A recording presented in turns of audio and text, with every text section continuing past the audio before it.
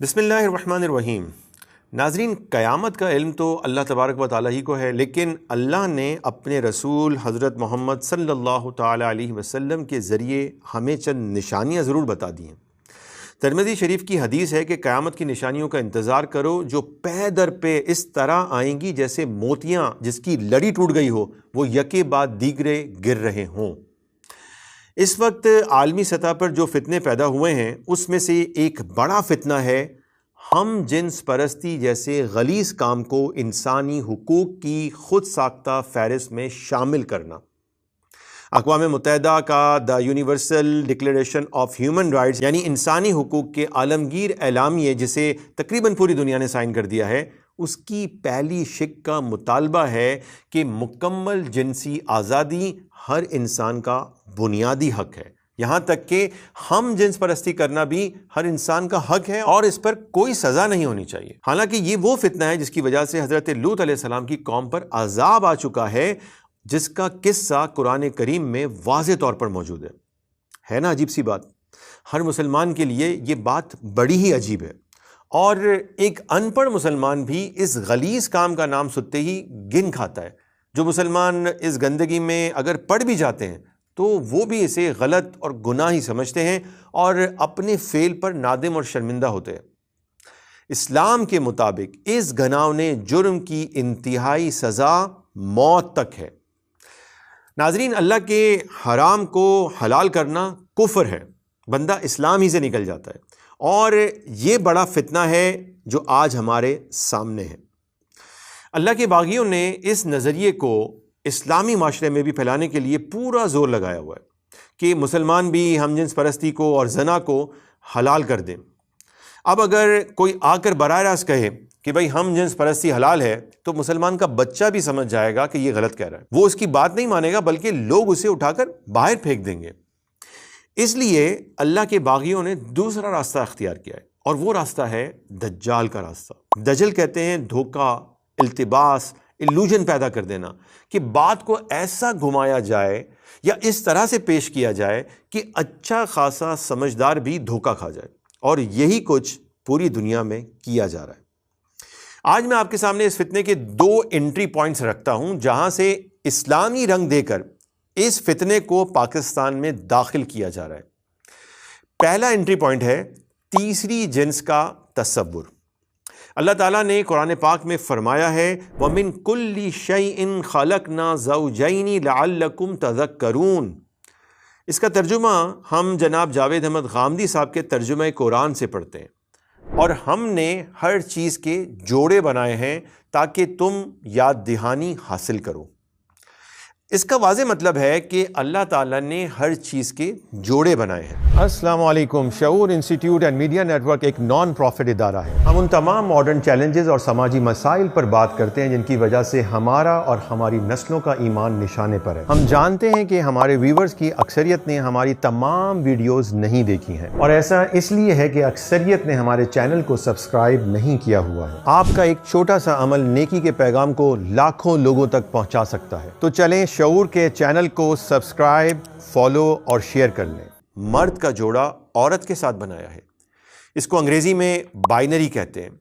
LGBT فتنے نے اس binary کا انکار کر دیا اور دعویٰ کیا کہ جنس صرف دو نہیں ہوتی ہیں، جنس تو بے شمار ہیں۔ یعنی انہوں نے سب سے پہلے بائنری یعنی جوڑے کے فطری اصول کو رد کر دیا اور جنس کو نان بائنری قرار دیا، یعنی انہوں نے کہا کہ تیسری جنس بھی ہوتی ہے بلکہ بے شمار جنسیں ہو سکتی ہیں۔ ہم جنس پرستی تک پہنچانے کے لیے دھوکہ اس طرح سے دیا جا رہا ہے کہ جنسی نقائص کے ساتھ پیدا ہونے والے برتھ ڈیفیکٹڈ افراد جنہیں اسلامی فقہ میں خنثی اور انگلش میں انٹرسیکس کہا جاتا ہے، اسے تیسری جنس قرار دے دیا گیا ہے، اور اگر کوئی تیسری جنس مان لے گا تو گویا اس نے اللہ کی بنائی ہوئی فطرت کے اصول یعنی بائنری یعنی جوڑے کو رد کر دیا اور جنس کو نان بائنری مان لیا۔ تو پھر جب یہ قاعدہ ہی ٹوٹ گیا تو پھر بے شمار جنس ماننے میں کیا رکاوٹ رہ جاتی ہے؟ LGBTQ+ جو بھی ہوتا رہے۔ پاکستان میں ٹرانسجنڈر ایکٹ 2018 اور نادرہ فارم میں تیسری جنس کا کھانا شامل کر کے یہ فتنہ داخل کر دیا گیا ہے۔ یہ ہے ہم جنس پرستی کو قانونی راستے سے حلال کرنے کا پہلا انٹری پوائنٹ۔ دوسرا انٹری پوائنٹ ہے انٹرنیشنل ہیومن رائٹس یا بنیادی انسانی حقوق کو اسلامی رنگ دینا. یعنی یہ بات تسلیم کر لی جائے کہ بنیادی انسانی اخلاقیات تمام انسانوں کے نزدیک ایک ہی ہوتی ہیں. تو بہت سے مذاہب کے ماننے والے، بہت سی متفاوت نسلوں سے تعلق رکھنے والے لوگ 200 سوا 200 کے قریب ملک قائم کیے ہوئے ہیں. ان میں اتفاق ہو گیا ہے کہ انسان کے بنیادی حقوق کیا ہیں. جب انسان کے بنیادی حقوق متعین کر دیے ہیں تو باہمی حقوق و فرائض کے بارے میں بھی بہت سی چیزوں میں اتفاق ہے. یہ اقوام متحدہ کا چارٹر، یہ انسانوں کے مابین حقوق و فرائض کی تقسیم، یہ عدالتوں کا نظام، یہ قانونی یکسانیت، اسی طریقے سے بہت سے معاملات جن میں انسان فیصلہ کرتے ہیں کہ یہ ظلم ہے، یہ عدل ہے، اور پھر ظلم و عدوان کے معاملے میں کچھ نہ کچھ قانونی کارروائی کرنے کا اختیار پولیس بناتے ہیں، فوج بناتے ہیں، اس کے لیے بھی اخلاقی حدود طے کرتے ہیں. اس سے یہ صاف معلوم ہوتا ہے کہ اخلاقیات کا شعور انسان کے اندر ودیعت ہے، جو سب کو پیدائشی طور پر معلوم ہوتی ہیں، چاہے وہ مسلمان ہوں یا کافر. یعنی ہر شخص کو یہ پتہ ہوتا ہے کہ غلط کیا ہے اور درست کیا ہے، اور اگر انسانوں کی اکثریت ایک چیز کو اچھا سمجھیں تو وہ اچھا ہے، اگر برا سمجھیں تو وہ برا ہے، چاہے وہ فطرت کے خلاف ہی کیوں نہ ہو. اسی طرح اگر آپ انسانوں کی اکثریتی رائے سے اتفاق نہیں کرتے ہیں تو آپ اس کو برا سمجھیں، لیکن اس کی راہ میں رکاوٹ نہ بنے، اس کے خلاف مزاحمت یعنی ریزسٹنس پیدا نہ کریں، اور آپ پر اس کی کوئی دینی ذمہ داری بھی نہیں ہے. اچھا، اب یہ بات میں آپ کو ایسے بتاؤں جیسے میں نے آپ کو بتائی تو آپ میری باتوں کو رد کر دیں گے، لیکن اس میں اگر ایک علمی التباس یا ایمبیگوٹی، ایلوژن پیدا کر دوں تو آپ دھوکے میں آ سکتے ہیں. چلیں یوں سمجھیں کہ مجھے آپ کے کزن سے نفرت ہے اور میں آپ کو بھی اس کے خلاف کرنا چاہتا ہوں، تو اگر میں براہ راست اس کو بلا بلا کہوں گا تو آپ میری بات نہیں سنیں گے، آپ سمجھ جائیں گے کہ میں باعث ہوں اور میں اس سے نفرت کرتا ہوں یا میں اس سے جیلس ہوں. لیکن اگر میں آپ کے نزدیک اپنا ایک مقام پیدا کر لیتا ہوں اور پھر میں آپ کے کزن کے بارے میں اس کی کچھ اچھائیاں بیان کرتا ہوں تو آپ کو یقین ہو جائے گا کہ میں غیر جانبدار ہوں. تو پھر میں موقع مناسب دیکھ کر آپ کے کزن کی کچھ برائیاں آپ کے سامنے رکھتا ہوں تو آپ کے دل میں کزن کے بارے میں تردد اور نفرت خود بخود آ جائے گا، اور ساتھ ہی آپ مجھے اچھا بھی سمجھتے رہیں گے اور غیر جانبدار بھی سمجھتے رہیں گے. یہی دجل ہے، ایسے دھوکہ دینا کہ سامنے والا سمجھ ہی نہ سکے. جب ہم عالمی طاقتوں کے تھنک ٹینکس کی رپورٹس دیکھتے ہیں تو ہمیں یہی چالاکیاں نظر آتی ہیں. امریکہ کی ایئر فورس کے تھنک ٹینک رینڈ کارپوریشن نے اسلامی دنیا میں ایسے افراد تلاش کرنے کے بارے میں لکھا ہے جو اسلامک اسکالرز ہوں لیکن مغربیت یعنی ماڈرنائزیشن سے مروب ہوں، انسپائرڈ ہوں. یہ ان کی رپورٹ ہے جس کا نام ہے بلڈنگ ماڈریٹ مسلم نیٹورکس. اس میں وہ لکھتے ہیں کہ ایسے اسلامک اسکالرز تلاش کیے جائیں جو ماڈرنسٹ ہوں اور پھر ان کی مدد کی جائے. اچھا، اب جو میں بات کرنے جا رہا ہوں وہ بہت غور سے سنیں. ایسا لگتا ہے کہ جاوید احمد غامدی صاحب اور ان کا ادارہ اسی مشن پر ہے. رپورٹ پڑھ کے تو بھئی یہی لگتا ہے. البتہ ہمارے پاس اب تک کوئی واضح ثبوت اس بات پر موجود نہیں ہے کہ غامدی صاحب امریکہ کے بلڈنگ ماڈریٹ مسلم نیٹورکس کا کوئی حصہ ہیں، لیکن اتنا ضرور کہہ سکتے ہیں کہ لاشعوری طور پر غامدی صاحب وہ تمام کام کر رہے ہیں جو اس رپورٹ میں اسلامک اسکالرز سے مطالبہ کیے گئے ہیں. یعنی کہ وہ تمام کام جو اس رپورٹ میں طلب کیے جا رہے ہیں وہ تمام کام ہمیں یہاں پر ہوتے ہوئے نظر آتے ہیں. اب دیکھیے، یہ ہیں حسن الیاس، غامدی صاحب کے شاگرد رشید، المورد کے اہم ترین شخصیت اور غامدی صاحب کے یہ داماد بھی ہیں. ہمیں اس بات کا اعتراف ہے کہ انہوں نے ہم جنس پرستی کے خلاف بھی بات کی ہے اور ان کی ویڈیوز نیٹ پر موجود ہیں. اگر کوئی ان کو سنتا ہے تو وہ ان پر اعتماد کرے گا کہ یہ ماشاءاللہ کھل کر ہم جنس پرستی کے خلاف بول رہے ہیں. اس اعتماد کے بعد وہ ان کی باتوں کو قبول کرتا جائے گا اور وہ اپنے علمی انداز سے ایسی ایمبیگیوٹیز، التباس اور شک پیدا کر دیں گے کہ اس کی نظر میں ہم جنس پرستی کا نظریہ ہی ہلکا ہو جائے گا. اس گناؤنے فعل سے نفرت کی شدت خود بخود کم ہو جائے گی. آئیے دیکھیں کہ کس اعتماد سے حسن الیاس صاحب LGBT، ہم جنس پرستی کے نظریے، نان بائنری یعنی اللہ کی فطرت کے خلاف بات کو لبرل ویکیبلری میں بیان کر رہے ہیں اور اس پر زور دے رہے ہیں کہ دین میں، قرآن میں ایسا کچھ بھی نہیں ہے.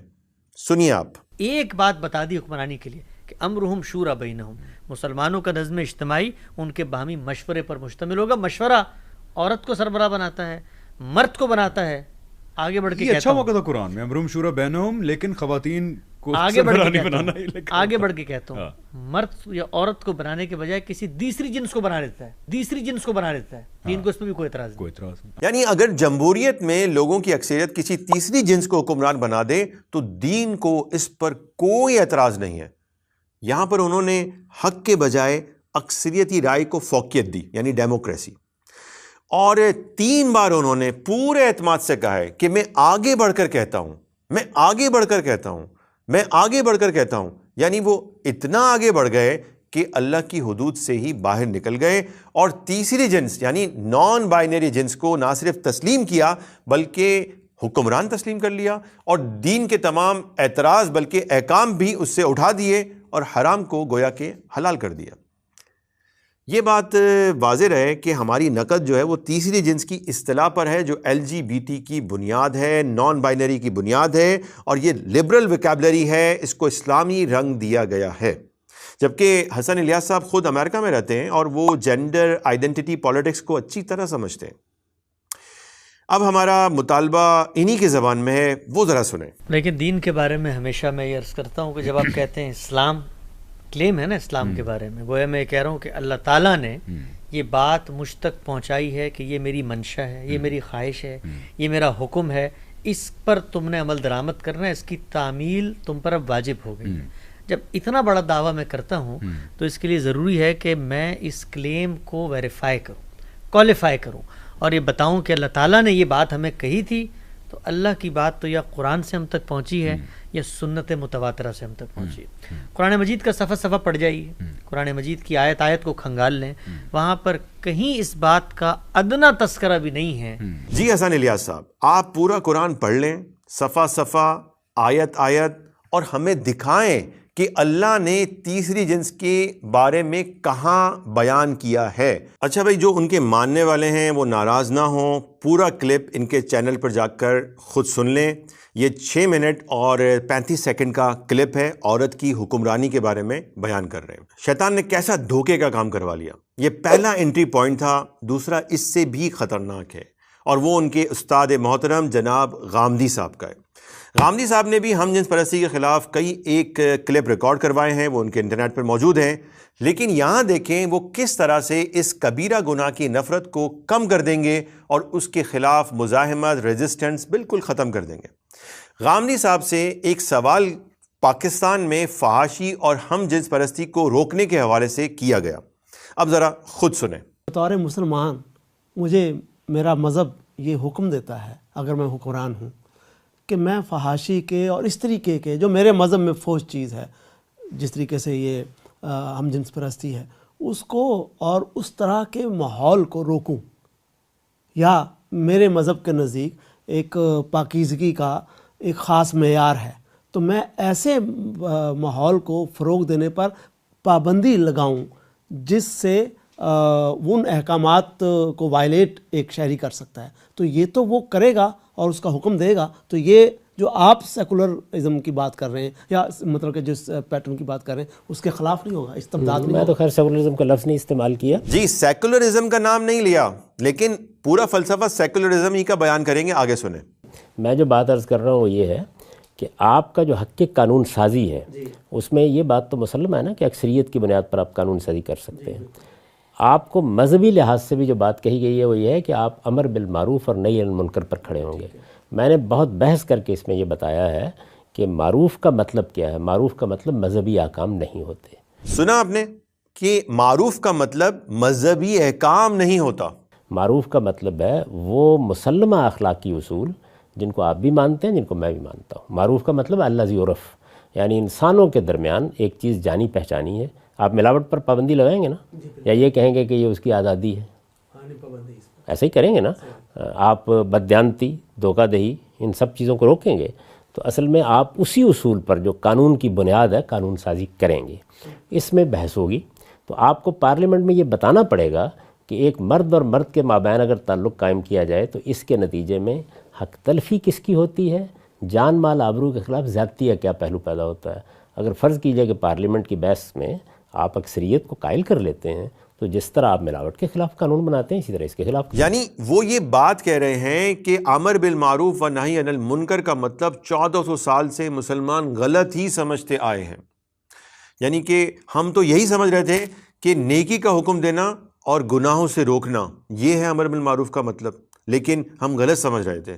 اس پر ہم ایک پوری مستقل کلپ جو ہے وہ انشاءاللہ چند روز کے بعد لوڈ کریں گے، وہ بھی آپ ضرور دیکھیے گا. آگے سنیے سیکولر نظریہ کیسے بیان کیا جا رہا ہے. یعنی کہ یہ بنیاد نہیں ہوگی کہ مجھے اللہ نے حکم دیا کہ یہ کام نہیں کرنا اس لیے میں اس پر پابندی لگا. دیکھیے اللہ تعالیٰ نے آپ کو کس جگہ حکم دیا ہے کہ آپ لوگوں کے اوپر جا کے چیزیں مسلط کریں؟ آپ دوبارہ سنیں، اللہ نے آپ کو کس جگہ حکم دیا ہے کہ آپ لوگوں پر یہ چیزیں مسلط کریں؟ ذرا سنیں. کہ اللہ تعالیٰ نے آپ کو کس جگہ حکم دیا ہے کہ آپ لوگوں کے اوپر جا کے چیزیں مسلط کریں؟ جو بات کہی گئی ہے وہ یہ ہے کہ الذین مکنہم فی الارض اقاموا الصلاۃ وآتوا الزکاۃ وامروا بالمعروف ونہوا عن المنکر. تو پہلے آپ معروف اور منکر کا مطلب سمجھیں. مذہبی لوگوں نے کیا ہے، انہوں نے منکر کا مطلب ہے وہ تمام نواہی جو دین میں ہیں، اور معروف کا مطلب ہے تمام اوامر جو دین میں ہیں. یہ قرآن نے اوامر اور نواہی کا لفظ استعمال نہیں کیا. مذہبی احکام کے لیے اوامر اور نواہی کے الفاظ استعمال کرنے چاہیے. کہ مذہبی لوگوں نے اس کو یہ معنی دے دیے ہیں، یعنی امر بالمعروف کے معنی بالکل غلط سمجھ لیے ہیں، اور 1400 سال سے پوری مسلم امہ جو ہے نا وہ غلط سمجھ تھی. غامدی صاحب کو یہ بات بالکل سمجھ میں آ گئی، پہلی بار سمجھ میں آئی ہے. اللہ نے حکمرانوں پر بھی یہ ذمہ داری نہیں دی ہے، مطلب یہ کسی پر ذمہ داری نہیں ہے، اور اس کے خلاف جو ہے کوئی مزاحمت کرنے کی ہمیں کوئی ضرورت بھی نہیں ہے. یہ وہ بنیاد فراہم کی ہے جو انسانوں کے مابین رابطے کا ذریعہ بنتی ہے. یہ اخلاقی بنیاد ہے. یعنی میرے اور آپ کے درمیان عالمگیر اخلاقیات میں جو چیزیں مانی ہوئی ہیں کہ بھلائی کی ہیں وہ معروف ہیں، اور مانی ہوئی ہیں کہ برائی کی ہیں وہ منکر ہیں. اس میں اگر کوئی اختلاف پیدا ہو جائے گا تو اس کا مطلب ہے کہ عالمگیر اخلاقیات کی تعبیر میں اختلاف پیدا ہو گیا، تو پارلیمنٹ میں زیر بحث آ جائے گا. اکثریت جس کی تائید کرے گی وہ قانون بن جائے گا. مجھے حق حاصل ہوگا کہ میں اس پہ تنقید کروں اور بدلوانے کی کوشش کرتا رہوں. باقی معاملات میں بھی یہی کرتے ہیں. اور پھر دیکھیں یہاں پر کیا کہا کہ عالمگیر اخلاقیات کے اندر کوئی اصولوں کے اندر جو ہے وہ کوئی مسئلہ آ گیا، کوئی اختلاف ہو گیا تو ٹھیک ہے، اس سے کیا فرق پڑتا ہے، اس پر جو ہے آپ اپنی بات پیش کر دیں، وہ اپنی بات پیش کر دیں گے، اکثریت جس کا فیصلہ کر دے گی وہ ٹھیک ہو جائے گا، اسے مان لیا جائے گا. یعنی مزاحمت نہیں کرنی ہے، خاموش ہو جائیں، آپ پر اس کی کوئی ذمہ داری نہیں ہے. اور اس غلیظ کام کی شدت، انٹینسٹی آپ دیکھیں کس طرح سے کم کر کے ڈائلیوٹ کر دیا معاملے کو. آپ کے بیان کردہ نقطہ نظر میں اور لبرل ڈیموکریسی میں کیا فرق ہے؟ مجھے تو پیورلی یہ فرق متعین کرنا آپ کا کام ہے، میں تو اپنا نقطہ نظر بیان کر رہا ہوں. یہ سیکولرزم نہیں ہے تو اور کیا ہے؟ اب آپ خود بتائیں ان تمام باتوں کو سن کر ایک مسلمان کا ذہن کیا بنے گا؟ پہلی بات یہ کہ امر بالمعروف و نہی عن المنکر کے معنی 1400 سال سے جو بیان کیے جا رہے ہیں وہ غلط ہیں، یا کم از کم اس میں اختلاف ہے. دوسری بات یہ کہ معروف کا مطلب ہے یونیورسل مورل ویلیوز، یعنی عالمگیر اخلاقیات جو تمام انسانوں کے نزدیک برابر ہیں، کافر کے نزدیک بھی اور مسلمان کے نزدیک بھی. اور وہ کیا ہے؟ وہ ہم نے آپ کو پہلے بتایا، اقوام متحدہ کا universal declaration of human rights. اس پر پوری دنیا نے دستخط کیے ہوئے ہیں، اور اس کے مطابق ہم جنس پرستی نیچرل ہے، فطری ہے، اور ہر انسان کا بنیادی حق ہے. تیسری بات کہ اللہ نے ہمیں دین نافذ کرنے کا کوئی حکم ہی نہیں دیا ہے. اور چوتھی بات یہ کہ اگر کوئی ایسا قانون بن جاتا ہے تو ہم زیادہ سے زیادہ اسے برا سمجھیں، لیکن اس کے خلاف مزاحمت نہ کریں. ایسا شدید جرم اور گناہ جس پر پوری قوم پر عذاب نازل ہوا، کس طرح سے اس کی شدت، انٹینسٹی ختم کر کے رکھ دی. یہ ہے دجل، التباس، ایلوژن، ایمبیگوٹی. ہمارا کام ہے آپ کو جگانا اور چیزوں کو واضح کر کے آپ کے سامنے رکھنا، آپ کو شعور کا وہ لینس دینا جس سے آپ چیزوں کی حقیقت کو پہچان سکیں. اور یاد رکھیں کہ یہ چیزیں، یہ ایلوژن بڑھتا ہی چلا جائے گا، اس لیے دین سیکھیں اور اپنے ایمان کی حفاظت کی فکر کرتے رہیں. اب میری آخر میں درد مندانہ گزارش ہے غامدی صاحب کے سننے والوں کے لیے کہ خدا را غیر جانبداری کے ساتھ غور کریں اور حق کو قبول کریں.